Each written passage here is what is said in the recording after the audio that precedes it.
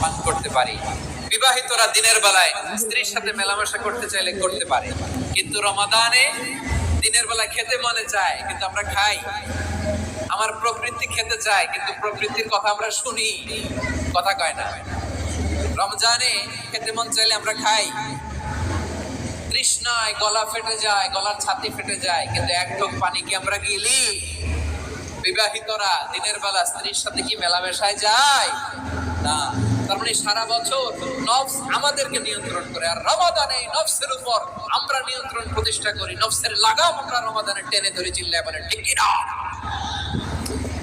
এজন্য আমার প্রিয় ভাইয়েরা, নফসের উপর নিয়ন্ত্রণ নিতে চাইলে রমাদানের রোজার কোনো বিকল্প নাই। এটা এমন মাস যে এই মাসের ফজিলতেরও কোনো শেষ নাই। এই মাসকে বলা হয় দ্য মান্থ অফ হোপ। এটা আশা জাগানিয়া মাস। রমজানের কথা শুনলে আশা জাগে না হৃদয়ে? হ্যাঁ, ইদা জা রমাদান ফুতিহাত আবওয়াবুস সামা ওয়া গুল্লিকাত আবওয়াবু জাহান্নাম ওয়া সুফিদাতিশ শায়াতিন। রমাদান আসলে আকাশের দরজাগুলো খুলে দেওয়া হয়, মানে জান্নাতে জাহান্নামের দরজাগুলোকে লক করে দেওয়া হয়, শয়তানকে চেইন আপ করা হয়। ইবাদত করলে শুধু করতেই মনে চায়। চিল্লায় বলেন না সুবহানাল্লাহ। রমজানে ইবাদতে যে মজা পাওয়া যায় সারা বছর অন্য কোন মাসে এই মজা আপনি পান? আমার চাঁপাইনবাবগঞ্জের ভাই আওয়াজ করে বলেন না, রমজানে ইবাদতে যেই মজা অন্য মাসে এটা পান? কারণ রমজানে ইবাদত করলে সওয়াবও বেশি, ইবাদতের একটা পরিবেশ থাকে, ঠিক কিনা বলেন? অন্য মাসে ইবাদত করলে এর সওয়াব পাওয়া যায় গাণিতিক হারে, রমজানে ইবাদত করলে সওয়াব বাড়তে থাকে জ্যামিতিক হারে। সুবহানাল্লাহ কইবেন না? অন্য মাসে সওয়াব বাড়ে গাণিতিক হারে, রমাদানে ইবাদত করলে সওয়াব বাড়ে কিভাবে জ্যামিতিক হারে বাড়ে দেখেন। রমাদানে একটা নফল করলে ফরজের সমান সওয়াব, একটা ফরজ করলে 70 থেকে 700 গুণ সওয়াব, রমজানে উমরা করলে হজের সমান সওয়াব। সুবহানাল্লাহ নাই?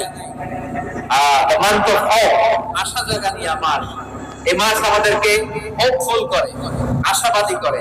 রমাদান যেমনি the month of hope, Asha জাগানিয়া mass, at the same time এই রমাদান হচ্ছে month of warning, একটা ওয়ার্নিং এর মাস। নবী যেমনি আশা জাগাইছে আবার ওয়ার্নিং দিয়েও গেছে, খবরদার।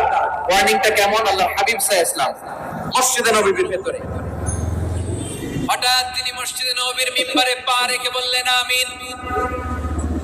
দ্বিতীয় ধাপে পা রেখে বললেন আমিন, তৃতীয় ধাপে পা রেখে বললেন আমিন। সাহাবারা অবাক হয়ে বললেন ইয়া রাসূলুল্লাহ, ইয়া হাবিবাল্লাহ, তিনবার শুধু আমিন আমিন পড়লেন, কেন পড়লেন আমরা কিছু জানি না, আমাদেরকে জানিয়ে দেন কেন আপনি তিনবার আমিন বললেন। রাহমাতাল লিল আলামিন আল্লাহর হাবিব বললেন, ও আমার প্রাণের সাহাবীরা, আমি যখন মসজিদে নববীর মিম্বারের প্রথম ধাপে পা রেখেছি, সাইয়েদনা জিবরিল এসে আমাকে বলেছে, ও নবী, আপনার নাম শুনে যে ব্যক্তি আপনার উপর দরুদ পড়ে না তার ধ্বংস। আপনি বলেন আমিন। আমি বলেছি আমিন।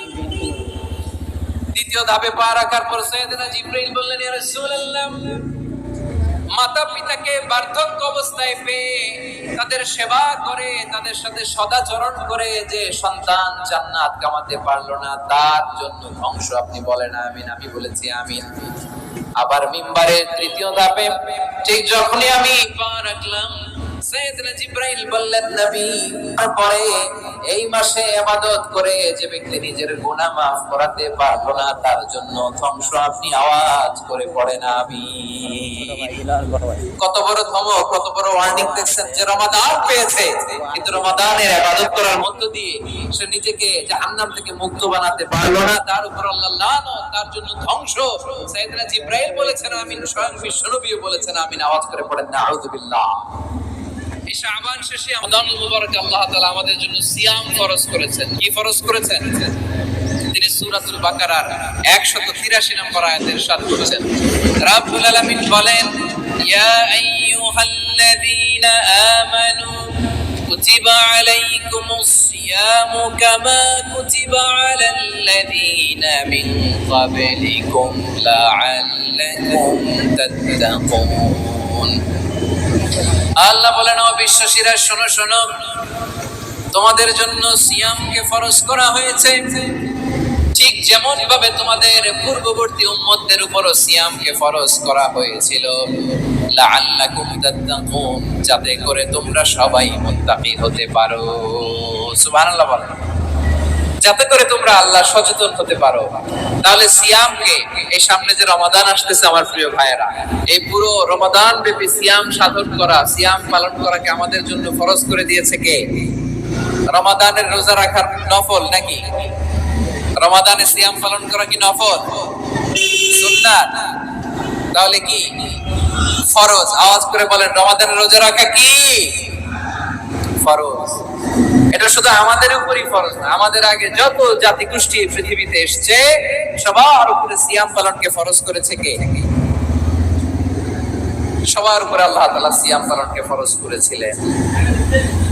তবে ধরনটা ভিন্ন ছিল, এক এক জাতি গোষ্ঠীর জন্য এক এক ধরনের ছিল। আমাদের জন্য সিয়াম ফরজ টানা 1 মাস 30 দিন বা 29 দিন। কোন কোন উম্মতের উপর 30 দিন না, মাত্র 3টা রোজা ফরজ ছিল। কয়টা? আওয়াজ করে বলেন। আপনাদের কি মনোযোগ আছে না গেছে? মনোযোগ আছে? তাকবীর পড়েন তো, লিল্লাহে তাকবীর। আমাদের 1 মাস সিয়াম ফরজ। পূর্ববর্তী অনেক উম্মতের উপর 1 মাস ছিল না, 3টা ফরজ ছিল। কয়টা?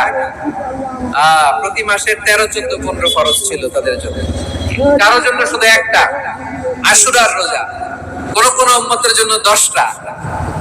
কোন কোন উম্মতের জন্য রোজা ফরজ ছিল মৌনতার রোজা, আরবিতে বলে সওমুল ইনসাত, মানে সারাদিন খেতে পারবে, পান করতে পারবে, স্ত্রীর সাথে মেলামেশা করতে পারবে, কিন্তু কথা বলতে পারবে না। কথা বললেই তাদের রোজা ভেঙে যেতে। পড়েন সুবহানাল্লাহ। কি অদ্ভুত ব্যাপার!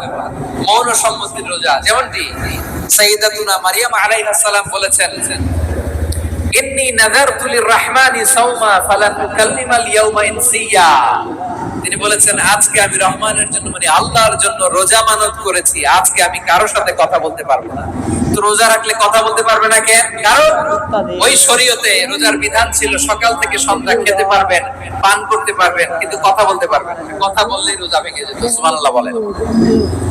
তাহলে সব জাতিগোষ্ঠীর উপরে রোজা ফরজ ছিল, কিন্তু ধরনটা ভিন্ন ছিল। মজার ব্যাপার হচ্ছে, আপনি বর্তমানেও বিভিন্ন ধর্মের দিকে তাকান, বৌদ্ধ ধর্ম, হিন্দু ধর্ম, খ্রিস্ট ধর্ম, তাদের মধ্যে রোজা আছে। ইংরেজরা, খ্রিস্টানরা এটাকে বলে ফাস্টিং। কি বলে? ফাস্টিং।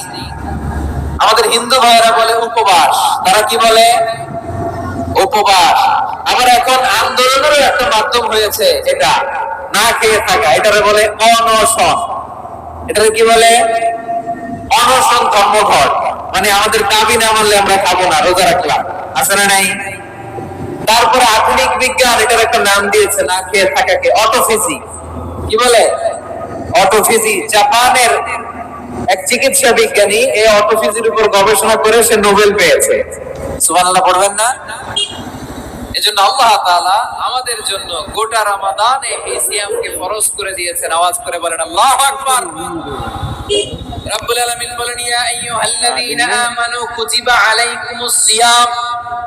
সিয়ামকে তোমাদের উপরে ফরজ করা হয়েছে, কামা কুতিবা আলাল্লাযীনা মিন ক্বাবলিকুম, যেমনি তোমাদের পূর্ববর্তীদের উপর রোজা ফরজ করা হয়েছিল, লাআল্লাকুম তাত্তাকুন, যাতে করে তোমরা আল্লাহ সচেতন হতে পারো, যাতে করে তোমরা মুত্তাকি হতে পারো। লাআল্লাকুম তাত্তাকুন, যাতে করে আমরা আল্লাহ সচেতন হতে পারি, আল্লাহ কনসিয়াসনেস আমাদের মধ্যে গ্রো করে। এটা হচ্ছে রোজার prime objective, the prime objective of সিয়াম। অনেকে জিজ্ঞেস করলে অনেকে বলে রোজার মূল উদ্দেশ্য হচ্ছে না খেয়ে থাকা। না। অনেকে বলে গরিবদের কষ্ট অনুধাবন করা রোজার উদ্দেশ্য। না। রোজার উদ্দেশ্য কি? সিয়াম পালনের উদ্দেশ্য কি? এটা আল্লাহ তাআলা স্পষ্ট এই আয়াতের পেছনে বলেছেন যে লাআল্লাকুম তাত্তাকুন, যাতে করে তোমরা আল্লাহ সচেতন হতে পারো, আল্লাহ ভীতি তোমাদের মধ্যে গ্রো করে, গড কনসিয়াসনেস, আল্লাহ কনসিয়াসনেস, আল্লাহ সচেতনতা যেন বাড়ে, দ্য সেন্স অফ অ্যাকাউন্টেবিলিটি, আল্লাহর সুপ্রিম কোর্টের কাট করা, এই দুনিয়াতে আমি যাই করলাম তার সবকিছু যে পাই টু পাই হিসাব দিতে হবে, এই sense, to enhance the sense that whatever we do Allah is watching me. আপনি যাই করেন কেউ দেখে না, কিন্তু দেখে কে? শুরুতেই তো জিজ্ঞেস করেছিলাম যে কেউ যেটা দেখে না সেটা দেখেন কে? কেউ যেটা শোনে না সেটা শোনেন কে? এর নাম হচ্ছে লাআল্লাকুম তাত্তাকুন, যাতে করে তোমরা আল্লাহ সচেতন হতে পারো, আল্লাহ ভীরু হতে পারো। দুনিয়ার কেউ দেখে না, কিন্তু আল্লাহ দেখে। এটাই রোজার মূল শিক্ষা আমার প্রিয় ভাইরা। আপনি লুকিয়ে লুকিয়ে ঘরের ভেতরে অন্যায় করেছেন, পাপ করেছেন, আপনার বাবা দেখে নাই, মা দেখে নাই, স্ত্রী দেখে নাই, কিন্তু দেখেছে কে? আল্লাহর চোখ ফাঁকি দেয়া যায়? আচ্ছা, বুঝে থাকলে বলেন তো, সিসি ক্যামেরার চোখ ফাঁকি দেয়া যায় কি যায় না? পুলিশের চোখ, র্যাবের চোখ, বিমানবন্দরে কাস্টমস অফিসারের